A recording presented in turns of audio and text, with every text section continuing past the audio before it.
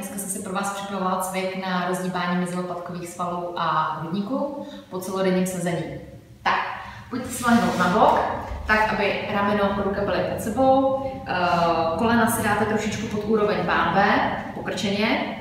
Zvednete bok nahoru, vytáhnete se z toho aktivně, z toho ramene. Vytáhnete ruku a jedete. Nádech dolů, přetočíte, přerotujete. Můžete si položit ruku dolů. Vy odtáhnete lopatku od páteře a s výdechem se vytahujete nahoru. Nádech dolů, položíte ruku, odtáhnete lopatku a výdech nahoru. Nádech a výdech. Podíváte se za rukou. Samozřejmě zopakovat obě dvě strany. Nejlépe 10 až 15 opakování na obě dvě strany po 3 sériích. Mějte se hezky. Ahoj.